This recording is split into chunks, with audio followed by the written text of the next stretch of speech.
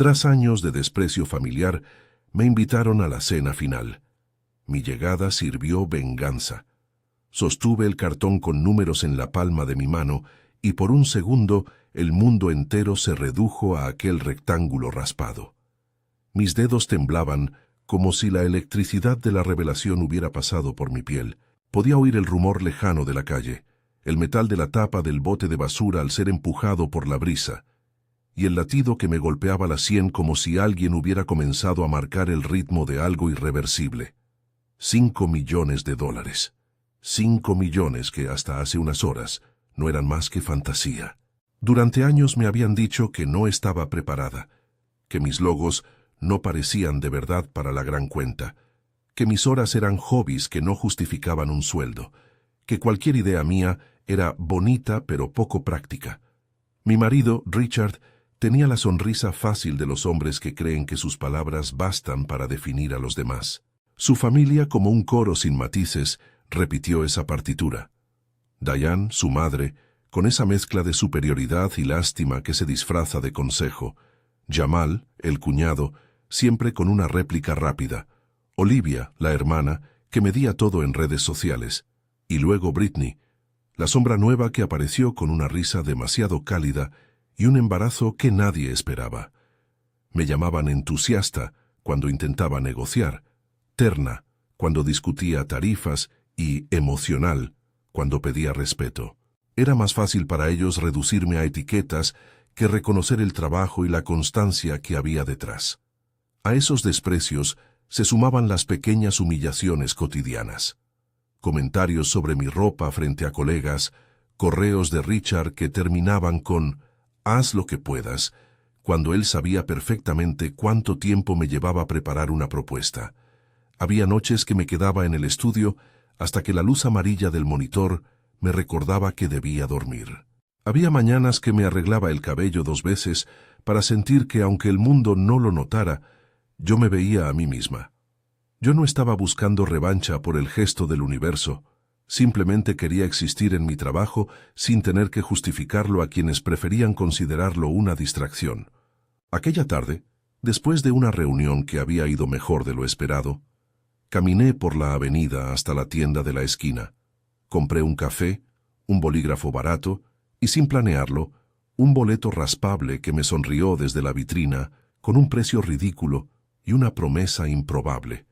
Lo compré sin pensar demasiado, como esas decisiones pequeñas que uno toma para hacerle un guiño al azar. No sabía que en menos de una hora lo que yo creía un capricho se convertiría en la palanca para recuperar todo lo que me habían tratado de arrebatar. Celebré sola en el coche, riéndome sin control, con las manos manchadas del raspador barato. Me sentí culpable por la alegría desmedida, como si estuviera traicionando alguna regla no escrita sobre modestia.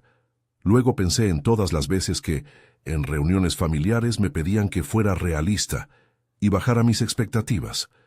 Esa tarde, con los ojos húmedos, me prometí que, si aquello era cierto, no abriría la boca hasta entender cómo usarlo sin destruirme en el intento. Regresé a la casa con el corazón a la carrera y los zapatos llenos de gravel. Tocaba la puerta con la ilusión de una sorpresa, con la imagen de Richard estupefacto y feliz. Pero la casa estaba en silencio. El comedor, impoluto como un escenario vacío, olía a la mezcla entre el perfume floral de Diane y el café recalentado en la cocina.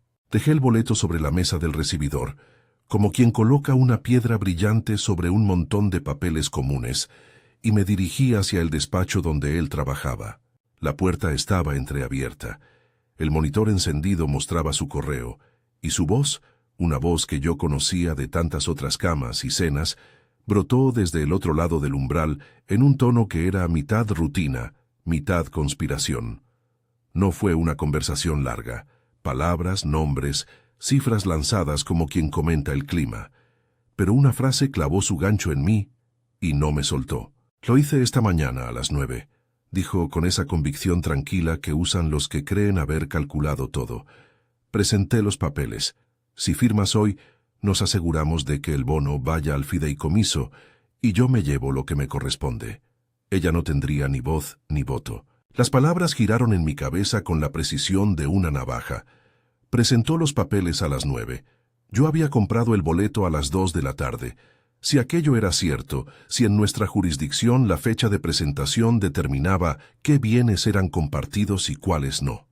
Eso era una línea temporal que podría convertir lo que ahora era una fortuna en algo que los tribunales reconocerían como mío, por el simple hecho de haber sido adquirido después de la separación formal.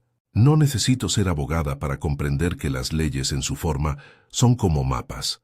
A veces protegen, a veces dejan huecos, y en cada país, en cada estado, hay un detalle peculiar que puede cambiarlo todo.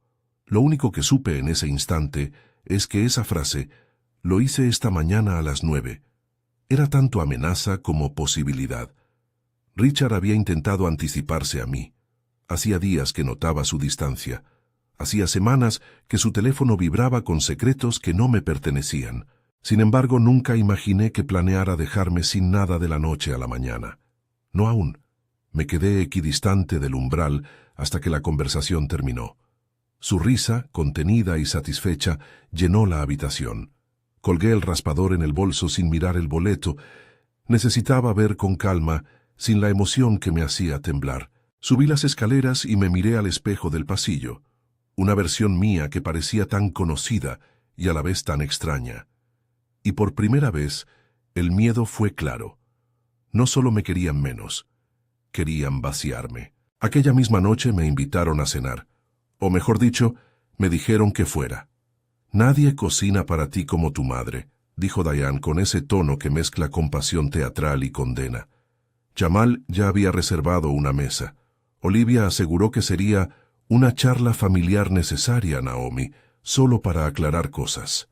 Brittany sonreía con esa suficiencia natural de quien llega con un plan debajo del abrigo. Richard me miró con una expresión que no supe descifrar. Protector, sorprendido, culpable. No le pregunté por qué la cena. No quería darles la satisfacción de ver mi inquietud. Antes de salir, fui al coche. Puse el boleto en la guantera y lo cerré con llave. No lo pensé demasiado. Algo en mí sabía que no era seguro dejarlo a la vista. Me llevé solo lo imprescindible: mi bolso, el teléfono, una chaqueta. Mientras caminaba hacia la casa de Diane, cada paso parecía más pesado que el anterior. Era la misma ruta que había hecho 1000 veces. Pero esa noche la veía con la nitidez de quien mira por última vez el lugar donde le han negado su valor. Al llegar, la mesa estaba puesta con la puntualidad de un tribunal. Platos dispuestos, servilletas planchadas, una botella de vino que prometía ser la excusa para disolver tensiones o, en su defecto, para celebrarlas. Yo me senté en el extremo, como si quisiera mantener distancia. La conversación empezó con banalidades. El clima, el trabajo de Olivia, el embarazo de Brittany. Sí, la sorpresa parecía una red tejida durante semanas. El ambiente olía a la mezcla de perfume, crema para manos y un fondo de tensión que nadie quiso nombrar. La primera cuchara rondó mi plato cuando Diane, con una sonrisa de tiburón, deslizó un sobre por la mesa. Era un paquete de documentos. La tinta seca crujía con la solemnidad de un decreto. Jamal observó mi cara como si estuviera viendo un animal acorralado pero sin intención de ayudarlo. Richard fingió sorpresa. Olivia miró su teléfono como quien busca el momento adecuado para publicar. Brittany apoyó una mano en la mesa como si marcara territorio. «Solo queremos organizar las cosas», dijo Diane con aquella voz que pretende ser conciliadora y de alguna forma te empuja a ceder. «Firmas aquí, Naomi. Un acuerdo para evitar líos. Por tu bien, por el de todos». No es que no pareciera razonable en la superficie. Cualquier persona cuerda podría leer la propuesta y ver la sencillez de poner las cosas en orden. Pero la verdad era otra. El sobre olía a estrategia. Los papeles hablaban de transferencias, de aceptar deudas, de asumir hipotecas. Era una trampa vestida de ayuda. Ese tipo de ayuda que fuera de la mesa suena como un favor, y en la habitación suena a sentencia. Me quedé en silencio. Observé las manos sobre el papel. Jamal con esa manera de tocar la pluma que mostraba impaciencia.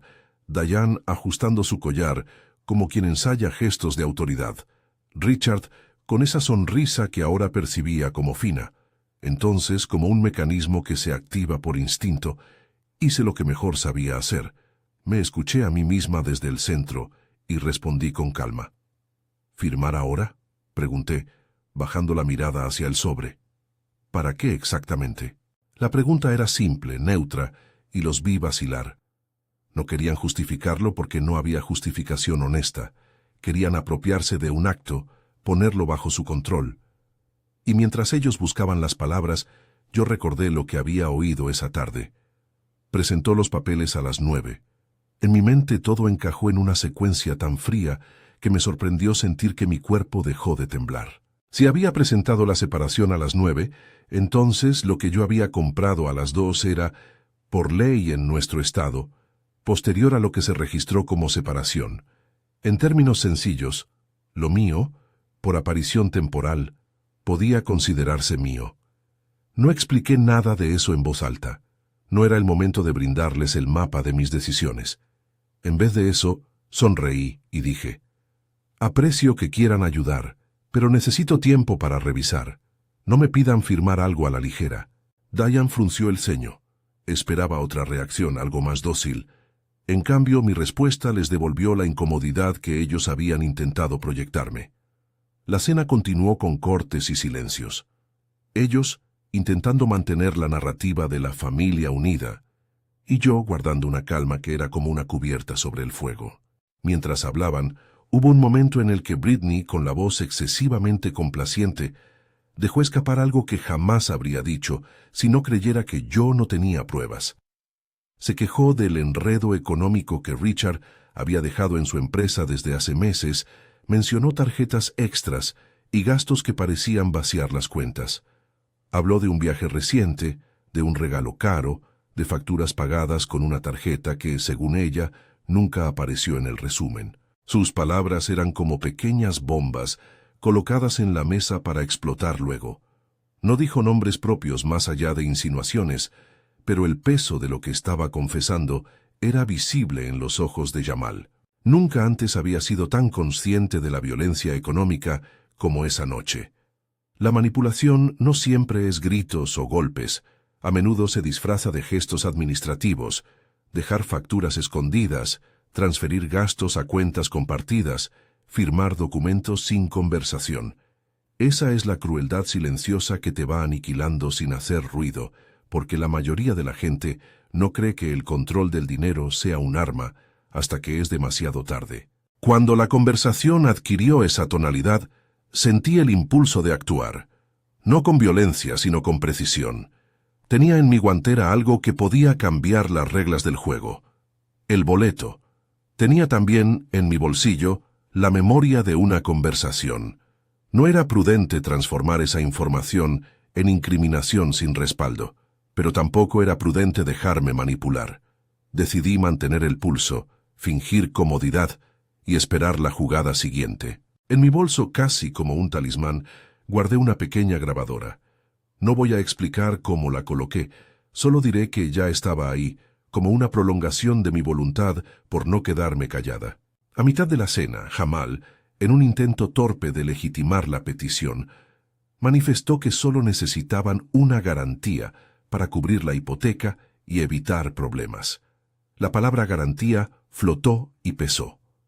Yo la miré, medí la sinceridad en su rostro y decidí darles algo que no esperaban. Una suma de resignación actoral. Si creen que firmando voy a desaparecer, dije con voz baja, están equivocados, pero tampoco voy a firmar nada esta noche.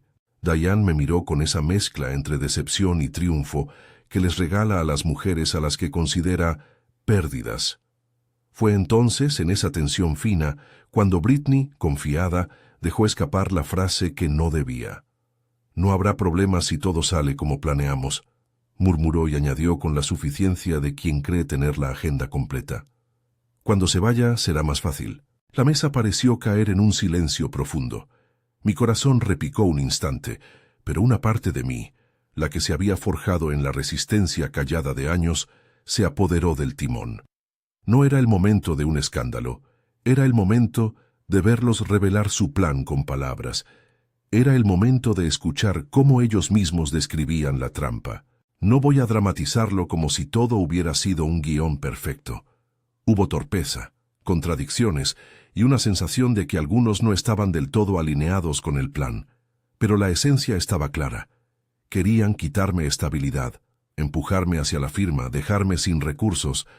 Ver cómo lo verbalizaban mientras su propia confianza los traicionaba tuvo un efecto helador y al mismo tiempo empoderador en mí, porque ya no eran rumores. Eran confesiones que, dichas en voz alta, podían ser sostenidas ante otros. Cuando la cena terminó, salí de allí con una sonrisa neutra que escondía más que calmaba. No regresé a mi casa a dormir. En el coche, en la penumbra del volante, saqué el boleto de la guantera y lo miré con la claridad de quien contempla el punto de inflexión en su vida. Lo guardé en un sobre. No lo hice públicamente. No necesitaba que nadie supiera siquiera que existía. Hay cosas que, cuando se tienen, se manipulan como piezas de ajedrez.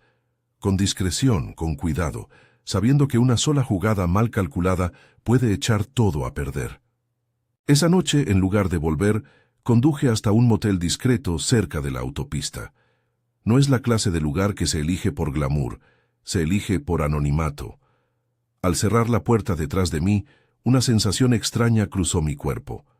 No era miedo en su forma primitiva, sino la mezcla compleja de vigilancia y alivio. Por primera vez en mucho tiempo, no tuve la obligación de componerme para la mirada de alguien más. Puse el sobre debajo de la ropa interior, como si fuera una promesa que necesitara permanecer cerca del pecho.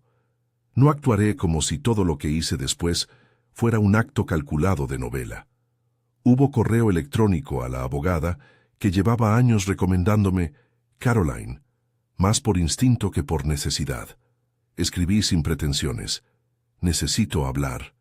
Es urgente. En la pantalla, las palabras se amontonan cuando uno intenta explicar que la vida ha cambiado de manera repentina. Caroline respondió con la velocidad de quien ha visto suficientes emergencias para distinguir una de verdad. Propuso una reunión al día siguiente, neutral y profesional. A la madrugada, cuando la ciudad comenzó a teñirse de gris, tuve tiempo para pensar. No quería venganza por venganza misma. Mi objetivo era seguridad, asegurar lo que era mío, desmontar las trampas que habían tejido contra mí y, si era necesario, presentar la evidencia que demostrara que no era la ingenua que algunos querían pintar. No era una cruzada personal para humillar, era una defensa, era definir límites. Mientras empaquetaba mentalmente lo que haría, recordé algo banal. En la conversación que había escuchado, Richard había mencionado cifras y nombres que en su orgullo había pronunciado sin cuidado. Esa es la falacia de los agresores. Creen que la seguridad discurriendo en ese momento les permite hablar con desdén. Esa misma osadía les daría la caída más potente si yo sabía cómo presentar sus propias palabras ante quienes importan: mediadores, abogados y, eventualmente, autoridades competentes. Pero para eso necesitaba pruebas, no sospechas. No voy a decir que lo siguiente fue fácil. No lo fue. Me dormí con el sobre pegado al cuerpo y desperté con la resolución de no permitir que la noche siguiente fuera otra cena más de humillación. Tenía un boleto en la mano que podía cambiar mi destino. Tenía además algo que esa casa nunca me había dado: el conocimiento de que cuando te subestiman, te dejan pistas. Si alguna vez te traicionaron, dime de dónde nos miras. Comenta abajo. Quiero saber que no estoy sola en esto. El motel fue el primer acto de discreción en una temporada que tendría muchos. Cerré el sobre en la caja fuerte de la habitación y me dormí con la sensación extraña de que, por fin, algo mío estaba protegido. No es que la serenidad volviera, más bien apareció una atención nueva, una calma afilada que permite trazar jugadas sin precipitarlas. Tenía que pensar en pruebas, en tiempos, en opciones. Caroline sería la primera pieza profesional en ese tablero. Había además otra cosa que debía asegurar: la documentación que pudiera demostrar los gastos de Richard, las pruebas de despilfarro y cualquier rastro de transferencias a terceros. No sabía aún si esas huellas se hallaban en su despacho, en su oficina o en alguna cuenta escondida. Solo sabía que existían. Al amanecer, cuando el sol todavía no pegaba fuerte, empaqué mis cosas y me fui. No regresé a casa. No se trataba de huir. Se trataba de no darles la oportunidad de voltear la mesa. Dejé una nota breve en la mesa de la cocina. Voy a encargarme de esto. No hablen con nadie por ahora. No era amenazante, era una demarcación de territorio. Si algo me quedó claro mientras caminaba hacia el coche, fue esto. La guerra no sería exhibida en redes sociales ni en gritos. Sería una operación silenciosa, legal, estratégica. La palabra venganza, que algunos usarán más tarde para describir lo que hice, es demasiado sensacional para la calma que mantuve. Preferiría llamarla justicia práctica o defensa con reglas. No puedo describir cada paso que tomé después con detalle técnico. No es mi intención enseñar a nadie a replicar un camino legal. Sí puedo decir lo que hice en términos generales. Me reuní con Caroline, le conté la cronología de los hechos, le entregué el sobre con el boleto y le pedí que me ayudara a protegerlo hasta que todo estuviera en reglas. Le dije lo que había escuchado y ella, con la firmeza de alguien acostumbrada a lidiar con los abusos financieros que rara vez se presentan en la superficie, me explicó, sin entrar en tecnicismos, que había caminos para asegurar que aquello que era mío no se perdiera por artimañas administrativas. Caroline habló de la necesidad de pruebas y de que el tiempo, en ciertos casos, es tan valioso como el dinero. Me recomendó ser prudente, no porque fuera débito de valor, sino para no darles ocasión de usar mi impaciencia en mi contra. Contratamos a un especialista en contabilidad forense. Él no me dio manuales. Me dijo que comenzaría a revisar extractos, facturas y movimientos, y que todo se cuidaría con discreción profesional. También hablé con alguien que podía ayudar a resguardar el boleto de la lotería hasta que la situación legal estuviera clara. No voy a explicar los mecanismos, porque no son un trámite que pretenda enseñar. Diré solamente que tomé medidas para que esa suma no fuera una bandera que me convirtiera en objetivo inmediato. Cuando dejé la oficina de Caroline esa tarde, la ciudad me pareció distinta. No era que el desprecio hubiera desaparecido, era que ahora sabía que tenía recursos y que, si ellos se movían con arrogancia, yo podría responder con prudencia. El plan no era derrotarlos por el placer de destruirlos. El plan era recuperar la libertad de decidir sobre mi propia vida sin que me inventaran deudas que no eran mías, sin que me obligaran a firmar mis derechos por un plato de sopa o por la promesa de no crear problemas. Esa noche no hubo una celebración. Hubo, en cambio, una reflexión larga y algo fría. Pensé en la casa que alguna vez soñé comprar frente al mar, en la agencia que imaginé dirigir con mi nombre en la puerta. No era fantasía, eran objetivos concretos que antes se habían enfrentado con diminuciones y burlas.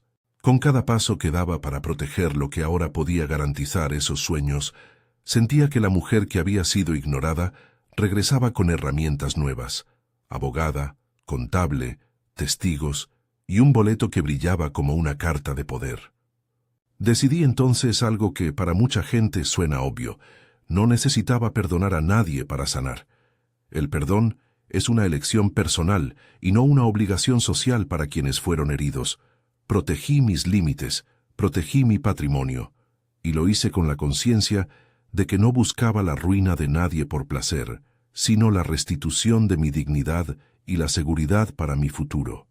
La venganza, si así la llamaran, estaría basada en la ley y en la exposición de la verdad, no en la destrucción gratuita. Esa noche me dormí con la mente en blanco por primera vez en meses.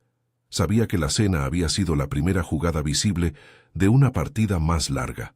Sabía también que lo que había guardado en mi bolso podía ser la llave. Y, sobre todo, sabía que no volvería a sentarme a una mesa donde mi valor fuera definido por la condescendencia ajena. Cuando el sol volvió a asomarse, yo ya había trazado los primeros movimientos. Caras ya no me intimidaban, me revelaban pistas, y en medio de esa claridad, la pregunta que permanecía fue simple: ¿qué harían ellos cuando comenzaran a ver que el tablero no respondía a sus maniobras? ¿Qué harían ellos cuando comenzaran a ver que el tablero no respondía a sus maniobras? El primer movimiento fue mantener la calma visible, no porque no ardiera por dentro, sino porque la prisa es el peor aliado cuando te enfrentas a gente experta en disfrazar abuso con cortesía. Caroline me pidió que cada paso fuera registrado: llamadas por escrito, correos con confirmación, testigos en reuniones. Documenta la normalidad, me dijo, y esa frase se quedó conmigo como una consigna. Si ellos pretendían convertir la rutina en arma, yo convertiría la rutina en evidencia. Los días siguientes fueron una mezcla extraña de espera y trabajo intensivo. Caroline habló con el contador forense, y en la conversación que yo podía oír desde la sala, sin entrar en tecnicismos, trazaron un plan para obtener lo que fuese necesario sin pisar líneas grises. Solicitaremos registros, pediremos copias, revisaremos tarjetas y movimientos, explicó el contador con voz de gabinete. No era Hollywood. Nada de escenas de altas tecnologías ni persecuciones nocturnas por servidores secretos. Era lo tedioso y efectivo. Pedir documentos, revisar extractos, encontrar inconsistencias. Me pidieron paciencia y a la vez me pusieron en alerta. Me dijeron que en el proceso lo más probable era que ellos reaccionaran. Reaccionaron, y lo hicieron con esa mezcla de arrogancia y prisa que me daba una ventaja. Cuando alguien actúa desde el orgullo, deja huellas. Richard empezó a cambiar horarios, a cerrar sesiones de trabajo con abruptos «tengo que salir».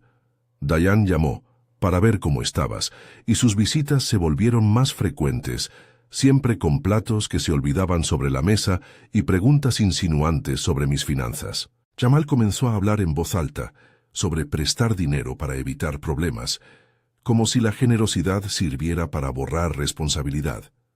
Olivia publicó fotos con subtítulos que olían a victimización prearmada. Britney mostró su embarazo con un brillo absoluto en redes, como si la expectación pública pudiera cambiar acuerdos privados. Lo que ellos no sabían era que Caroline ya había enviado las primeras solicitudes formales a entidades relevantes. Tampoco sabían que yo había entregado en un sobre sellado la grabación que había hecho en la cena. Voces, confesiones, la secuencia de promesas que ahora resonaban como una confesión involuntaria. No lo puse en circulación. Lo entregué a mi abogada. La grabación por sí sola no era la llave de todo, pero sí la chispa que vendría a encender un proceso más amplio. Caroline insistió en prudencia. Usaremos cada elemento en su momento. La sorpresa es una herramienta legal, no la desperdicies. Hubo noches en las que me pregunté si la estrategia era demasiado fría. ¿No había lugar para un enfrentamiento directo? ¿Para romper la mesa y exigir justicia con los puños? Esa impulsividad me había costado noches sin dormir en medio de la relación. Esta vez, aprendida la lección, escogí la táctica que blindara mis futuros años. Mi venganza, si ese era el nombre que algunos pondrían, sería siempre conforme a normas. Sería eficaz y, sobre todo, irreversible en términos legales. A la tercera semana comenzaron a llegar respuestas. No grandes titulares, pero sí fragmentos. Extractos bancarios que coincidían con regalos extravagantes. Facturas a nombre de terceros que aparecían como pagos de servicios y tickets de viajes que no tenían sentido frente a la actividad real de Richard. El contador encontró patrones, una cuenta que parecía alimentarse de la cuenta conjunta, transferencias que desaparecían en pagos a nombres poco claros. Caroline me explicó, con esa manera que tienen los abogados de no dar certezas sin matices, que aquello pintaba mal para quienes habían confabulado, y que en una mediación bien presentada, esas pruebas podían inclinar la balanza. Hice una lista mental de lo que significaba cada hallazgo. No era solo dinero, era la lógica con la que habían tratado mi vida como una caja donde depositar sus riesgos. Era la humillación transformada en números. Verlo en blanco y negro me dio una nueva energía. Ya no era ira desordenada, era indignación profesional. Cada documento era un testigo silencioso de lo que no debía haber sido normal. Ellos, por su parte, comenzaron a mostrarse nerviosos. Unos se justificaban en público con sonrisas estudiadas. Otros bajaban la mirada en reuniones que antes habrían dominado. La tensión fue subiendo como un nivel de agua. En una ocasión, Jamal me cruzó en el pasillo de la casa de Diane con una calma fingida y me dijo, «Podemos resolver esto entre nosotros, no tiene que llegar a instancias». Yo le devolví la sonrisa más templada que pude. Mi respuesta fue la verdad contenida. Estoy resolviendo con mis abogados. Ver sus ojos cambiar, la resignación que asomó, fue una pequeña victoria doméstica. Llegó el día de la mediación. Caroline la había pactado con precisión, un lugar neutral, un mediador, representaciones legales de ambas partes. Me dijeron que la mediación no es un ring público, es más bien un tablero regulado donde las pruebas y las posturas se enfrentan con reglas. Entré con calma, con un vestido sencillo que elegí para no dar oportunidad a comentarios innecesarios. No necesitaba lucir como fantasía ni como víctima. Necesitaba presentarme como evidencia viviente de mis derechos. Cuando abrimos las carpetas, lo que yo había guardado en silencio comenzó a tomar forma. Extractos, mensajes, fotografías de tarjetas, la grabación, adhesiva, contundente, y la certificación de que el boleto había sido comprado después de la fecha de separación. Esa última pieza, la temporalidad, sería el axioma que enmudecería muchas objeciones. Caroline la explicó con términos claros, como quien traduce una ecuación al lenguaje corriente. En nuestra jurisdicción, la fecha de presentación marca un hito. Cualquier bien que aparezca después de esa fecha, salvo que se pruebe otra cosa, puede considerarse propiedad separada. No era magia, era derecho escrito y sellado. El ambiente en la sala cambió cuando Caroline pidió al mediador que reprodujera la grabación. No hubo estridencias, solo la secuencia de voces que, en su cadencia cotidiana, reveló la articulación del plan. Diane, con su tono habitual, se oyó justificando transferencias y proponiendo que Naomi cediera algunas cosas para evitar escándalo. Jamal habló de una garantía que para ellos sería un alivio. Britney mencionó la posibilidad de que, cuando se vaya, todo será más fácil. Cada línea reenfocó las piezas del rompecabezas que yo había presentado. Lo que para mí fue un alivio, para ellos fue el principio de la caída. En la sala, las caras que antes dominaban la conversación se volvieron pálidas. Richard intentó intervenir. Tartamudeó explicaciones que no remitían a los hechos. A su alrededor, la estrategia de descarte que habían ensayado en la mesa familiar se hizo trizas frente a la frialdad de documentos que no mienten. Pero la mediación no es un acto teatral donde todo se decide solo por vergüenza. Es un proceso legal, con consecuencias reales. Caroline presentó los elementos y pidió medidas mixtas, reconocimiento de propiedades, imposición de medidas cautelares sobre ciertos bienes y la revisión exhaustiva de gastos que podrían calificarse como despilfarro conyugal. Esos términos suenan duros, pero cuando se traducen a la vida cotidiana, significan, por ejemplo, que si alguien gastó dinero común en viajes y regalos personales justo antes o durante los procesos de separación, la autoridad competente puede revisar y restituir fondos. No fui yo quien lo inventó. Fueron las normas que protegen a quienes, sin culpa, sufren decisiones financieras ajenas. En el transcurso de la mediación, ocurrió algo que no esperaba: la petición formal de revisar declaraciones fiscales de Richard. No fue un acto temerario, fue presentar evidencias que sugerían irregularidades. Caroline, con una mezcla de firmeza y cautela, sugirió que era razonable que una entidad revisara la situación fiscal, dado el patrón de gastos. No soy experta en esos asuntos, pero allí estaban las cuentas que demostraban una incongruencia. A partir de ese momento, y no por mi gusto, sino por el resultado del expediente, la posibilidad de una intervención tributaria se convirtió en una amenaza real para quienes habían actuado con ligereza, con recursos compartidos. No puedo negar el vértigo que sentí cuando se me informó que, como resultado de las evidencias presentadas y las solicitudes formales, comenzaba un proceso de revisión que podría culminar en medidas como embargos sobre ciertos bienes. No lo celebré por el mal ajeno. Lo registré como un efecto de la cadena de decisiones que ellos mismos habían tomado. La justicia, cuando se activa, sigue caminos que pueden ser implacables. No busqué la ruina, pero acepté las consecuencias de ser quien había construido un mecanismo de ocultamiento. La noticia del trámite fiscal llegó a la familia como un relámpago entre nubes claras. Diane, que hasta entonces se mostraba implacable, comenzó a aparecer menos en almuerzos y más en llamadas privadas. Jamal mostró nerviosismo público. Olivia borró publicaciones y bajó los filtros de su vida digital. Britney, que hasta hacía poco flotaba en la opulencia de su embarazo exhibido, empezó a publicar mensajes vagos sobre momentos de reflexión. Richard recibió una llamada en la que su voz se quebró. Llegó un día en que lo vi hablar con alguien por teléfono y por primera vez en años, su tono no tuvo la suficiencia de antes. Salió de la casa con la chaqueta mal abrochada. La presión pública fue otro factor. Nuestra comunidad, que normalmente consumía la vida privada como si fuera un reality, comenzó a mostrar fisuras en la narrativa que ellos habían construido. No impulsé esa ola, no subí los documentos a redes, ni hice declaraciones virales. Dejé que la sala de mediación y las instituciones hicieran su trabajo.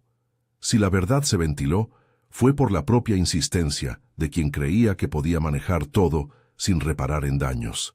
Pasaron semanas de audiencias, de intercambios de abogados y de declaraciones formales.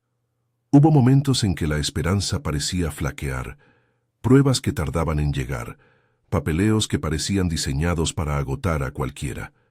Pero la coherencia de los documentos pesó, la temporalidad del boleto, el flujo de fondos que certificaba el contador y las confesiones en la grabación construyeron poco a poco un relato que no supo ser neutralizado por excusas. En uno de esos días, recibí una llamada que marcó una nueva fase. La entidad encargada de recaudar impuestos anunció que había iniciado una revisión formal de la situación fiscal de Richard. No era una sentencia, pero sí el preámbulo de consecuencias serias. Caroline me miró a los ojos y me dijo: «Esto puede terminar en medidas cautelares sobre su patrimonio. No lo celebres. Míralo como la cristalización de la responsabilidad».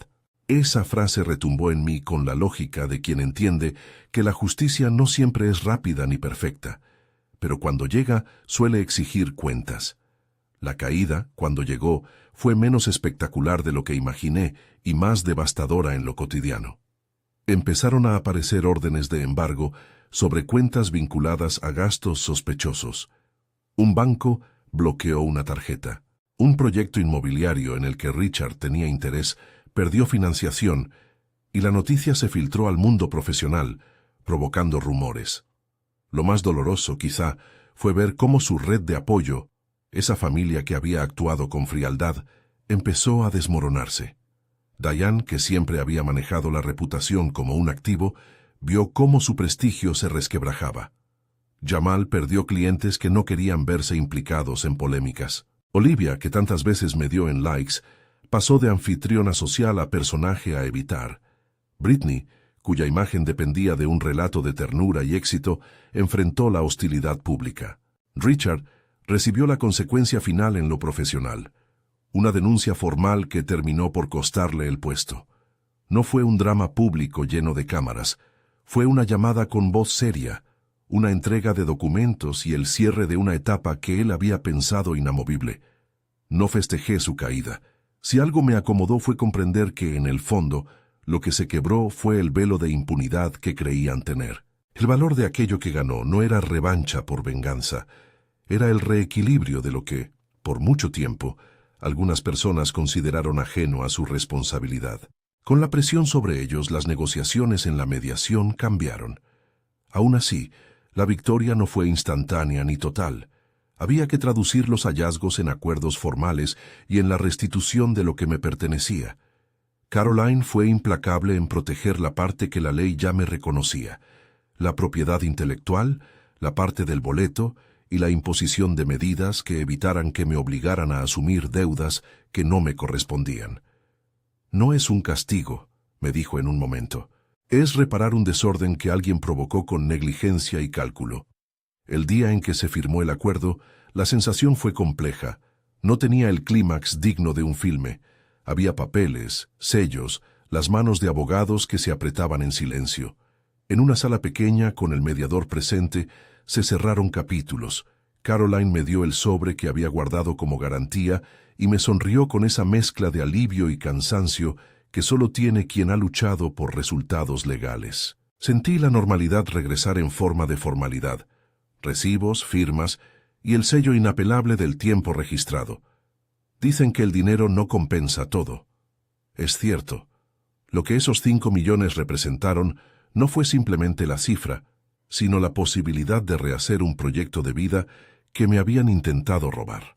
Con parte de lo recuperado, pagué deudas que me habían quedado de antes, cerré cuentas pendientes y, sobre todo, protegí lo que realmente me importaba, mi futuro laboral y mi independencia. Caroline me sugirió prudencia en la exposición pública y yo la escuché. No garanticé celebraciones ostentosas. Lo que hice fue asegurar el patrimonio y construir, con pasos medidos, un nuevo comienzo. Uno de los momentos más simbólicos fue cuando fui a la notaría para firmar la compra de la casa frente al mar. No compré con el aire de quien busca aliviar rencores, compré por decisión propia, con la serenidad de quien vuelve a escribir su historia en un lugar propio. El viento salado me golpeó la cara cuando por primera vez caminé por la playa de la nueva propiedad. Cerré los ojos y respiré profundamente. Allí no había mesas de humillación, ni voces que dijeran, no estás lista. Solo había, por fin, la posibilidad tangible de pensar en mis proyectos con la calma de quien tiene recursos y sabe administrarlos sin miedo. Reconstruir no fue inmediato. Hubo días en los que el teléfono sonaba con comentarios malintencionados y otros en los que la soledad me visitaba como un fantasma.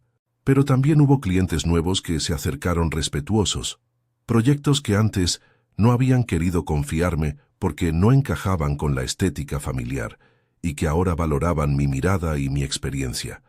Abrí un pequeño estudio con una plantilla justa y un respeto mutuo por el trabajo. Puse en la puerta el nombre que siempre quise, no por vanidad, sino por reclamación de identidad. En el proceso aprendí cosas que no están en libros ni en audios motivacionales. Aprendí a diferenciar entre perdonar y proteger. El perdón, comprendí, es un acto íntimo que no debe confundirse con la obligación moral que algunos te exigirán. No tenía que aclarar al mundo si había perdonado a Diane o a Richard. Lo que debía hacer era dejar de ser rehén de su narrativa y volver a ocupar el lugar donde toman las decisiones sobre mi vida. Eso es distinto de abrazar la idea de que el perdón lo cura todo. A veces sanar pasa por protegerse, por establecer límites y por no permitir que los mismos mecanismos de opresión vuelvan a instalarse. La familia de Richard quedó en un limbo público que les costó reputación y oportunidades. No celebré su caída, pero sí registré la consecuencia de años de actuar con impunidad.